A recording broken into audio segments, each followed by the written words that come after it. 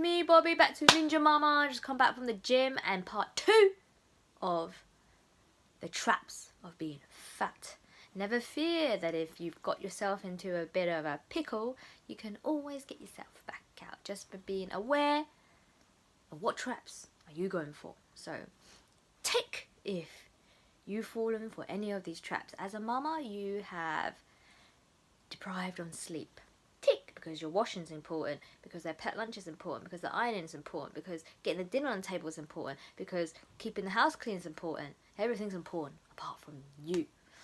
Your sleep, where your body can rest, recover, growth hormones going on. Now you're turning old, fat, and I don't know what happened to your skin if you're really stressed from the lack of sleep. Next one, this is just a revision of what I said last time, is lack of water. You're too busy, you forget to drink, and you're dehydrated. All the toxins accumulate in your body and it goes around your belly. 3 is, so stress is very important, sleep is very important, and water. Stress. Now this is probably the biggest bulge that you can talk about. Maybe it's money stress. Maybe you're so stressed that you can't afford good food because now organic food is very expensive. Fruit, vegetables, or meat.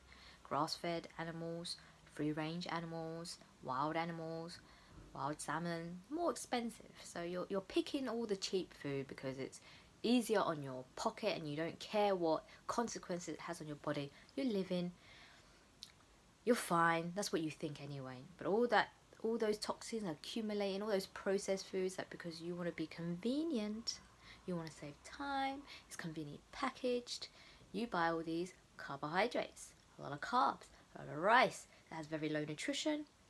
So out of all the carbs, my favourite has got to be potatoes with the added potassium. I'm moving on to mushrooms.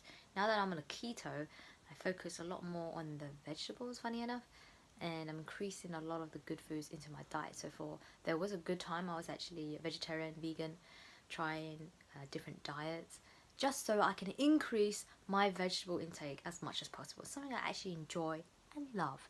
And if you're eating rice, potatoes, and all these other fulfilling, yummy, satisfying carbs, then you're actually not using the space in your belly for all the good, nutritious, delicious foods that's out there. I mean, there's a lot you haven't tried. And I find that people who do have a lack of vegetable intake, they will suffer gut problems and anxiety problems and depression problems. So I'm aware of the trap of what food can make us feel, so I eat very, very well because I don't want the consequences of making my family's life hell because of the crappy foods I put in my diet. So all fresh fruit, vegetable, salad, that's the reason I do it. I eat well, not for myself, but for my family. Pleasure. I remember my good friend said to me, I don't eat for pleasure. I eat for nutrition. Now, I agree with him, but I also agree with nutrition and pleasure. So I do both, basically. But this time, everything I eat is superfoods. All high nutrition, all good for me. If it's not good for me, why do I want to put that inside me? No, thank you. I've got to say no to any form of bad temptations because I want the best version of myself. My mind is clear, my body is clear, my skin is clear, and that's the consequences. But there's lots of traps. Like I said, maybe you've got a small budget for food. Maybe you just want to keep saving money for I don't know what reason. The best investment is yourself and good food and having fun. I don't know if you don't have the money to spend on it. I understand that. Maybe your partner doesn't earn enough, so you haven't got enough money. But how about you just eat less? That's one solution to get out of that trap. People are eating way too much. And they're also snacking on biscuits and cake all the time. Sugary foods are not good for you. And it's like an excuse. It's, cake looks amazing. You just want to eat it all up. I just look at it and that's enough. I don't need to do it anymore. I've had so much cake put in my face. So many birthdays and it just looks so good. But I know every time I eat cake, it's not going to make me feel good. So that's why my discipline's pretty high. But I am developing some tasty, healthy superfood cakes, which I can eat and I don't feel bad after.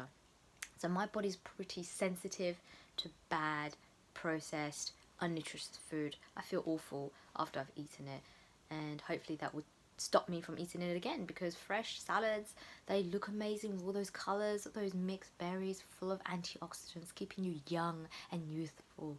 And because I read a lot of books about health, I'm around a lot of health guru, fitness gurus, I have a great influence around me, which is why I have very good discipline.